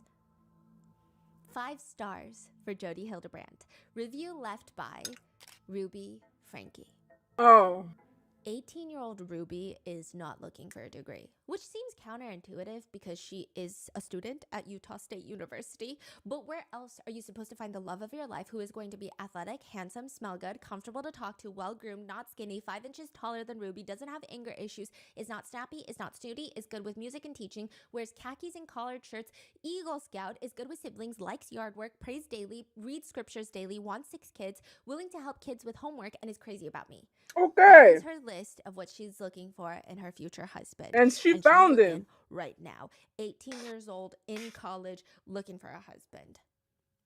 How do we know that? Her prerequisites, she has a whole graph of it labeled and detailed on a poster board that's hung in the back of her closet. When she starts dating, she's going to go in and start writing the boys' names across and then coloring in the boxes. So if you're 5 inches taller, she'll color in that box. And then at the end, she's going to see who has the most colored boxes, and that's her future husband. What? Yeah. She's like efficient with her dating. That is Damn. Mm-hmm. Yeah. The boy that she's going to marry is going to check off the most. And one of the contenders is Kevin Franke. It's not the most romantic meeting, but that's fine. She did not write love at first sight type of romance movie meeting on her chart. Ruby and Kevin Franke, they bump into each other at a hot dog stand on campus. And instantly, he's a good contender. He's laid back. Ruby likes that. She wants someone to join her in life, not run her life, not lead her in life. She wants to drive the car, which also, side note, a lot of netizens have been asking, 8 passengers, then who is driving? And then a lot of netizens comment Jodi. Interestingly, Kevin is just as interested in Ruby as she is in him, maybe more so. He was heartbroken when he realized that while watching a movie with Ruby, under the blanket, he was holding her hand. But when he looks under, there is another guy dating Ruby on the other side, also holding her hand. Oh. He's so pissed about it, but he becomes determined. And I don't know how he knew about Ruby's little graph of dating in the back of her closet. I don't know if he stumbles upon it by accident, but once he finds it, he's ready. He jots down every single thing on that list, and this is the new Kevin Franke. This is who he will be from this day forward. He says, I went home and I studied hard. I studied that list harder than I did my schoolwork, I think. I was very insecure with who I was. I was willing to change to become somebody that somebody else would appreciate and love. And it works. After 2 weeks of dating, this is like 2 weeks after meeting each other, they get engaged. And within 2 months of being engaged, they get married. And at just 21 years old, Ruby gives birth to their very first child, New York Times bestselling author Sherry. Yeah, get her book. 1 down, 5 more to go. 6 kids total, and Ruby Franke is the type of mother who needs a scapegoat. She would be a perfect mom, right? Had it not been for this kid. Everything would have been perfect had it not been for this one. A lot of narcissistic parents always find a scapegoat in the family, and it's usually a kid. Every other kid is good. Every other kid is well behaved in their eyes, except this kid. If something goes wrong, it's this kid. Does the kiss shift? Yes. The kid, it seems like in the beginning, it is Chad. And then once a lot of the older children move out, once Chad and Sherry move out, and Kevin moves out, it'll be the youngest too. Chad is the eldest son, the second born. And in part 1, we go over Ruby taking away his phone, his bedroom door, even sending him to a troubled teen wilderness camp for over a month. It seems like this was all done at the recommendation of Jodi, which Ruby meets Jodi through a friend who is telling Ruby, listen, if anyone can, quote, fix Chad, which by the way, Chad, and I don't think any of the Franke kids needed any sort of fixing. They just needed a mother who loved them and did not vlog all of their worst moments and put them online 5 days a week. Right. But she says, if anyone can, quote, fix Chad, it's going to be Jodi. Now, the first Zoom meeting between Chad, he remembers for some reason his parents were so nervous. Chad thought it was goofy. He's like, I'm just going to get through this Zoom meeting with this Jodi lady and I'm going to be done with it. They hop on Zoom. Jodi says, Chad, it's really good to see you. Are you ready to start living an honest and responsible and humble lifestyle? Chad says, absolutely. Let's get started. I'm so ready to live a responsible life. You're lying, Chad. Chad said he went silent because he's never had a therapist or whatever call him out so directly in front of his parents. Like, you're lying about that. It was just very aggressive. Chad looks over and he just knew that his mom is hooked from that moment forward. Jodi is not taking Chad's bullshit. Is this like in the middle of their YouTube journey? Like Yes. they're already famous? And, Already famous. So do you think Jodi coming in already like, oh, I want these people as... It seems like I want to it. latch onto this Yes. them because they're famous. And Famous, rich, influence, everything is perfect. I see. Yeah. Now, after the Zoom call, Jodi reaches out to the Frankies Makes and sense. she tells them, look, your son Chad, he needs an outcome. He needs an outcome for the way that he showed up to that meeting. He's running circles around you guys. Immediately, they just start taking away everything. His phone, Xbox, no friends, Anasazi Wilderness Camp. He doesn't get a bedroom. Eventually, they take away football, that was honestly Chad's, he was really good at football. Really good. That he wanted to get a scholarship and just get out of there. Chad says, my mom was trying everything in her power to fix me, but I never felt like she was doing it for me. It always felt like she was doing it for herself. At one point, my mom got kind of teary-eyed and she said, Chad, this is your last chance. Jodi and I found a military camp in Virginia and we are just waiting for one more time of you acting up. And if that happens, we're going to send you there until you're 18. Chad says, I don't know. I think I really just sensed something in my mom that realized that she's not going to let Jodi go. This is just how it's going to be. This is how it's going to be from now on, and I just decided to start listening. Ruby's thought is, if this is going so well with Chad, why not Kevin? Maybe Kevin Franke, Ruby's husband, can benefit from some counseling. Kevin Franke works as a professor at BYU in the civil engineering department with a focus on geotechnical engineering, meaning he teaches how soil and rocks and earth materials interact with structures and buildings and infrastructure. It's a lot of work pertaining to the soil, so they're really well versed in fundamentally soil mechanics and just how rocks behave. So how certain soils respond to static and dynamic loads, how an earthquake can have the interactions between the infrastructure and the soil specifically in that region, and how they can learn to make the infrastructure better for the future. It's a lot of smart stuff. It's indisputable that Kevin Franke is academically very intelligent, but in terms of teaching, some would argue he's not very good. His Rate My Professor rating is 30% would take again with a solid 2.2 out of 5. One review on Rate My Professor says, he's very rude and mean. He spoke down to students in a very condescending, disrespectful manner. I truly did not have a great experience in this class. It wasn't an insanely hard class. I take schoolwork very seriously and have never had issues with a professor before Professor Franke. Hard professors are one thing, but downright rude, dismissive, and arrogant is another. Save yourself the misery if you can and take something else with someone else. Another just reads, weird. Damn. Interestingly enough, another reads, unable to get in contact outside of class. He's very controlling and you can only have the same views that he has or you will be looked down upon. Caused me so much stress that I dropped out. Which we talked about this briefly in part 1, but Kevin does not appear to be involved in his family life. One would assume that perhaps he was using all his energy at work, but a lot of the students say he was impossible to get in contact with outside of class. So if he's not working, he's not with his family, what is he doing? Well, yeah. Another rating reads, Professor Franke was rude from day one. He does not respect his students at all. He was always in a bad mood and made class miserable. He would make horrible homophobic remarks and make us students feel incompetent. His classroom felt hostile and like a prison. I hate it there. Okay. Kevin says he started taking connections classes with Ruby, group sessions. Actually, the first time he went was a full seminar. Like, a whole workshop. It's like one of those hotel conference rooms that you book out. Jodi's hosting it. Jodi's up on the stage, and the whole workshop is love versus lust. Jodi would say, love is giving, it's honest. Lust is about taking, it's about greed, it's about control, and you can lust over anything. If a man says he doesn't lust, he's lying. Many of them are lusting, whether they're lusting sexually, they're being selfish. So we have a huge problem. Okay? Selfish. That's what Jodi's saying. Kevin leans in, looks over at his wife, Ruby. He's about to roll his eyes when he looks and sees that Ruby and every other person in this entire hotel conference room is laser focused. They're like on the edge of their seats. He whispers to Ruby, this feels like a cult, like a man-hating club. Kevin says the experience was very confusing. This is a bunch of man-hating women that are just looking for excuses to tear down their husbands.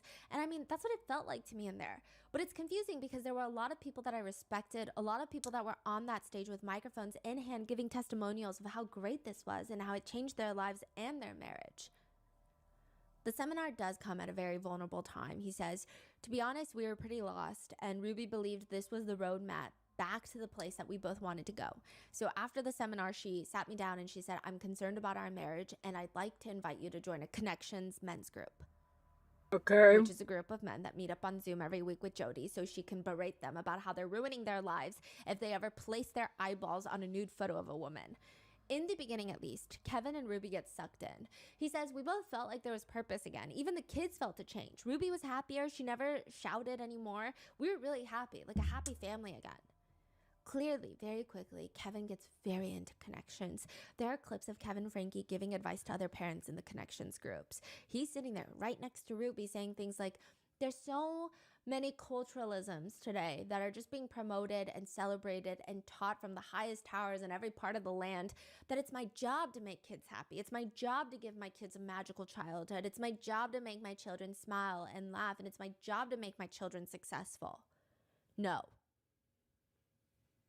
Whose job is it then? Book, yeah, that's exactly what Ruby does. Ruby does not have time or patience for a child that wants to be happy or is even sick. So now Kevin's like buying into all of this. He's like, discipline, discipline. It's not my job to make sure that my children are emotionally stable. In the beginning, Ruby and Kevin are the stars of the new group sessions that Jodi is hosting. They become the teacher's pets, if you will, and everyone would do well to learn from them. Many victims have come forward to say that Jodi is very meticulous about how she tortures people in these group counseling sessions. You could be in a group setting with all these husbands, but if you ever admit that you have been self-pleasuring, they will pair you up with an accountability buddy. This is a non-mental health professional that you have to text 3 times a day at the very least. Anytime you want to self-pleasure or do anything that you shouldn't be doing, even if you just briefly thought about it for 2 seconds, you have to tell your accountability buddy. They take a full log. They're like an accountant. Excel spreadsheet this. And then there's these confessional meetings where you meet up with your wife and Jodi and you have to confess everything to her. And if you maybe don't mention one thing on that list, the accountability buddy will rat you out. And then everyone in the group pressures the wife to punish the offending spouse in some way. Other victims who have come forward state that Jodi encourages the wife to punish husbands by kicking them out of the bedroom, no hugging, no kissing, no talking, no nothing, no intimacy or even personal connection for months at a time, all for the unforgivable crime of self-pleasure.